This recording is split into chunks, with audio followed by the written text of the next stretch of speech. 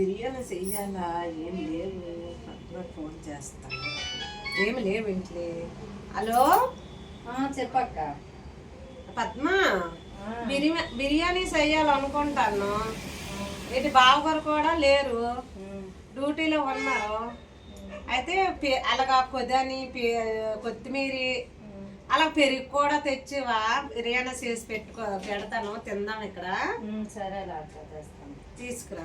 అబ్బా ఇంకా అల్లం పేస్ట్ కూడా లేదు. హలో పద్మ, అల్లం పేస్ట్ కూడా లేదు, కొద్దిగా తీసుకురా అమ్మా, బిర్యానీ చేసి పెడతాను నీకు, తిందాం ఇక్కడ. సరేనా? సరే సరే. ఏంటికి సీరియస్ ఇంకా రాలేదు ఇంకా?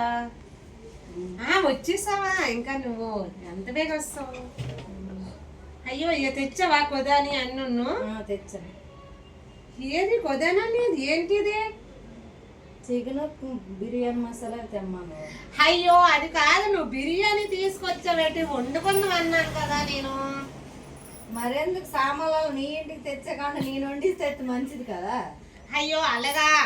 సరే, ఇది ఒక్కరికి నాకే రాదు కదా, ఇది నేనే తినేస్తాను కదా బిర్యానీ. నేను ఒక్కదాన్ని మీ ఇంటికి తిండికి వస్తాను కదా, అలాంటప్పుడు నీ ఒక్కదానికే తెచ్చా. బిర్యానీ అంటే చాలా ప్రాణం నాకు.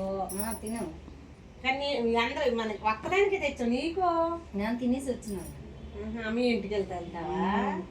సరే, మీ ఇంటికి వెళ్తావా? సరే, నీకు కొంచెం పెడదాం లా అయితే. వద్దులే, నేను ఇంటికి వెళ్తే తింటాను. సరే సరే. ఇలాగా ఎవరు కూడా వెళ్ళి అది తేండి ఇది తేండి అంటే భోజనాలకు ఎవరు వెళ్ళకండి, పిలుస్తారు. మీరు మొట్టగా మీ ఇంటికాడ మీరే చేసుకొని చక్కగా తినండి. ఏటి అదిదే ఇదిదే అంటే వాళ్ళ ఇంటికి తీసుకొని వెళ్ళి మనమేంది తిన్నాం, అదొక థ్రిల్. ఏటి మనం కూడా హాయిగా మన ఇంటికాడ వండుకొని తింటే మనకి హ్యాపీగా ఉంటుంది. సరే, బాయ్.